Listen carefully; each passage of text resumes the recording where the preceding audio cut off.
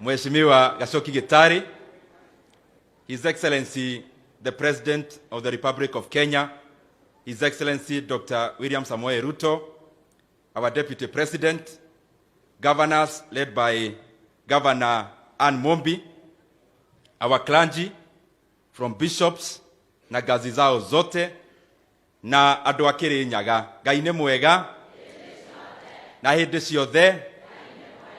Bwana Yesu asifiwe. Murega rĩngĩ andũ a Kĩrĩnyaga. Kabla niendelee, Mheshimiwa Rais, ningetaka nipongeze sana hawa viongozi wa Kĩrĩnyaga, kwa sababu hata wakituongelesha ni watu ambao wanaonekana they are representing the people of Kĩrĩnyaga in a very good manner. From the sobriety of GK to the forthrightness of Mary Maingi to the brain of Githinji to my brother Gachoki Gitari, asanteni sana kwa kuongoza watu wa Kĩrĩnyaga vizuri. I want to take this opportunity before I say one or two things to introduce my colleagues, sitting members of parliament, na nitawauliza kwa heshima wasimame niwatambulishe, alafu sasa nitasema moja. Tafadhali tusimame kwa sababu we are already here earlier, tunaweza simama kwenye tuko. Na tuko na Mheshimiwa wa Tigania West, Mheshimiwa John Mutunga Kanyuithia. Tuko na Mheshimiwa wa Ugenya constituency, Mheshimiwa David Ochieng. Na nipate leader amechaguliwa na chama yake. Tuko na Mheshimiwa Gideon Kimayo, Mheshimiwa wa Keio South.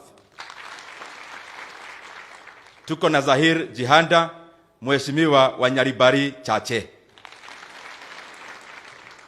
Tuko na Mheshimiwa Engineer Joses, Mheshimiwa wa Mgwen pale Nandi. Tuko na Mheshimiwa Gitonga Mukoji Mwaneki, Mheshimiwa wa Manyata kule Embu. Tuko na Mheshimiwa, na muitaga my mother kwa sababu anaitwa the name of my mother, Mheshimiwa Jane Wajiru Kihara wa Naivasha. Tuko na Mheshimiwa wa Inaina Mount Kenya, Mheshimiwa wa Othaya constituency. Tuko na Deputy Governor wa Murang'a, Mheshimiwa Stephen Munania. Tuko na Mheshimiwa wa Roiro, Mheshimiwa Simon King'ara. Tuko na Mheshimiwa Gathoni wa Mushomba, Mheshimiwa wa Githunguri pale Kiambu. Tuko na Mheshimiwa Konya Donya, pole sana, Mheshimiwa Donya wa Kisii. Asante sana. Mheshimiwa Kombe ametoka kule Pwani na ako hapa siku ya leo. Na kwake ni Magarini constituency. Asanteni sana. Mheshimiwa Rais, niruhusu kwanza nichukue nafasi hii nipongeze sana na niwapee asanti kubwa watu wa Kĩrĩnyaga, kwa sababu tulikuja hapa kuomba kura tukiandamana na wewe na Deputy President, na hawa watu walikuwa wamepewa temptation ya juu sana na wanaelewa hiyo temptation ya Gichogo, lakini pia wakasema wanachagua kiongozi ambaye atapeleka Kenya mbele. Andũ a Kĩrĩnyaga, reke njore Kanyaga akademucokerie ngatho cia mwanya muno muno muno ni ũndũ wa gũcagũra njamba ĩno na kura nyingĩ muno makĩria. Na ndĩmucokerie ngatho tondũ mainyuĩ mũtirengarengaga mwaki. Inyuĩ andũ a Kĩrĩnyaga nĩ ndĩramũrutĩire ngobia na nginya thaa ici ĩrĩ othe ndĩmũrutĩire ngobia. Tondũ mageririe njĩra ciothe na ndikwenda gũthiĩ na thutha harĩa tumĩte. Na mageria njĩra icio ciothe mũkĩmera Kenya ĩno nĩ yanyu. Kenya ti ya itonga igĩrĩ ithatũ, Kenya nĩ ya Kenya othe.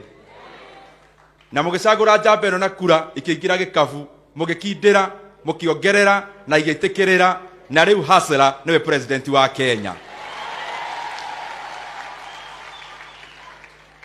Ayo mengine, Mheshimiwa Rais, Unajua nimetembea na wewe na mimi hata sisemi na kupongeza. Na kupongeza number 1 kwa sababu tulizunguka Kenya tukaambia wakulima watapata pesa kwa mfuko. Na true to your word, now we have subsidized inputs. Mheshimiwa Rais, pia umepea naibu wako jukumu ya kuangalia mambo ambayo ni ya muhimu sana in our region. The issues of tea and coffee and other cash crops. And I know progressively we are moving towards an era of guaranteed minimum returns for our cash crops. Pia Mheshimiwa Rais, hii CBC ilikuwa imezungusha maprofesa, imezungusha au viongozi wengine. You have come and in your first year we will now have an implementable CBC. Na kupongeza kwa sababu umesema wale watu wako junior secondary waende katika primary schools, because we want to make basic education affordable. Na nataka pia niseme kwa niaba ya wazazi ambao wanatusikiza. Nimekuwa nikisikiza wazazi wa Kiharu, nimekuwa nikisikiza wazazi wengi katika Kenya. Tuko na ombi, najua unaijua, kwa hivyo nakupongeza. Hii maneno ya placements ya form 1s, especially those who have done very well in their KCPE. Na nakupongeza kwa sababu unaelewa hiyo maneno.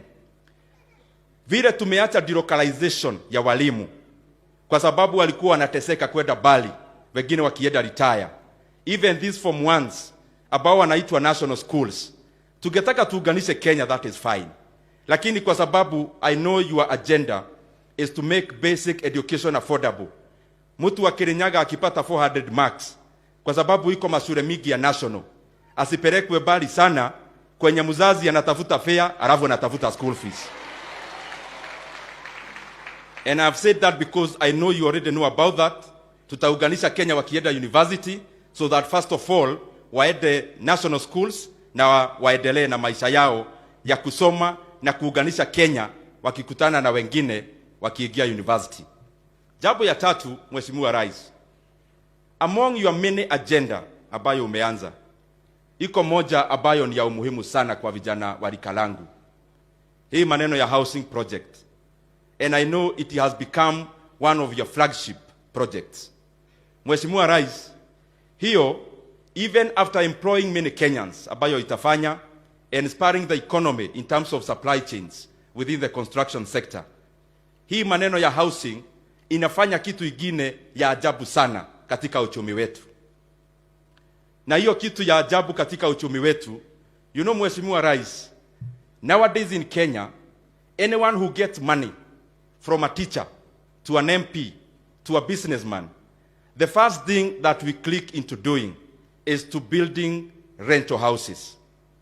Na Mheshimiwa Rais, what the housing project will do, it will now optimize private capital. People will now not only seek to build rental houses.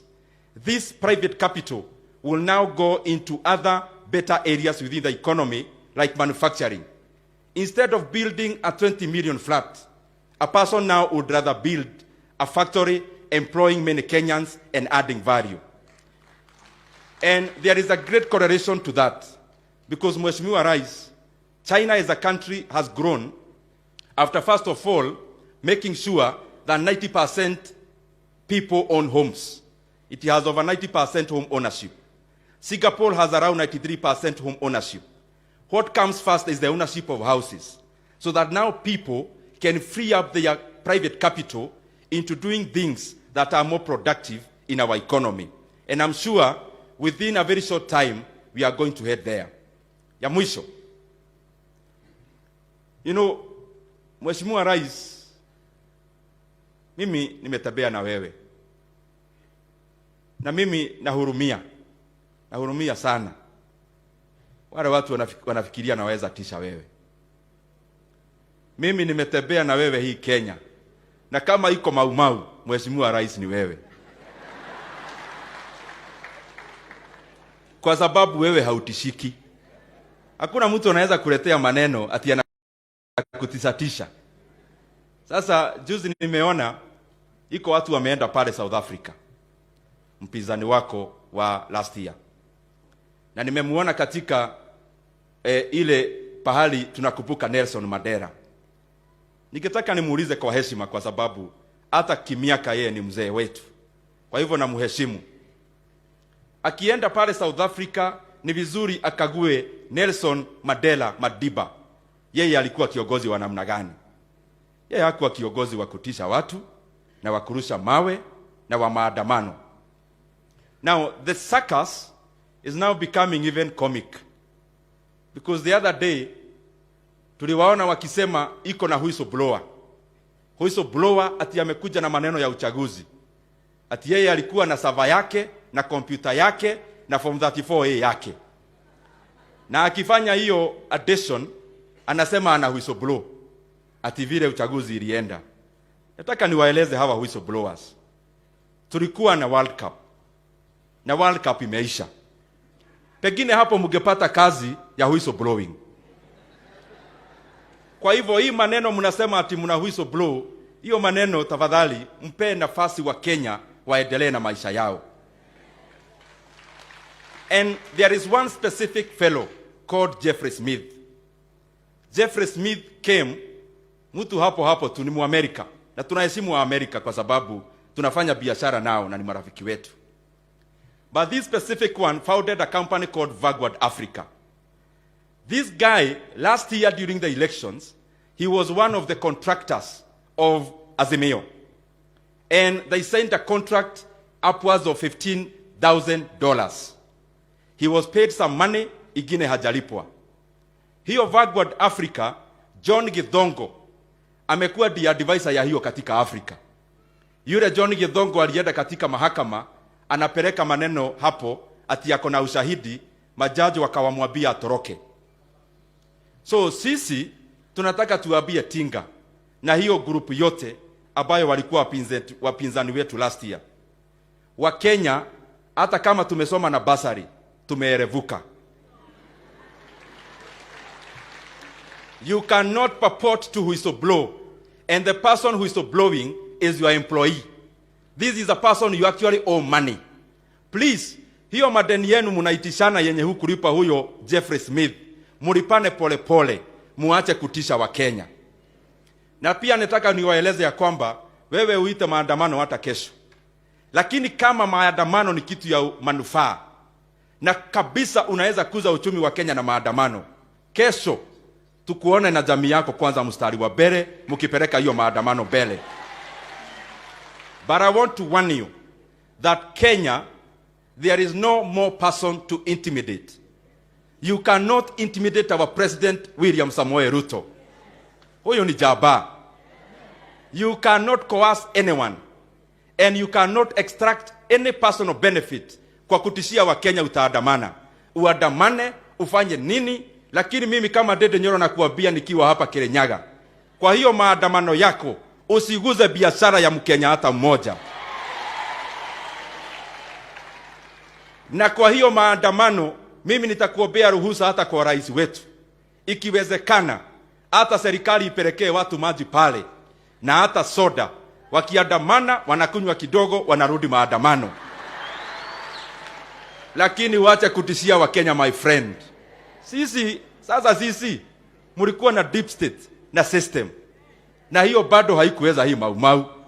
Sasa maandamano, my friend, acha ninyamazie hapo. Sasa nikikaa chini, ningetaka niite mmoja wetu asimamie hawa wengine wote. Mheshimiwa David Ochieng wa pale Ugenya pia yeye aseme jambo. Alafu Mheshimiwa Gashoki, you come back here uendelee na program.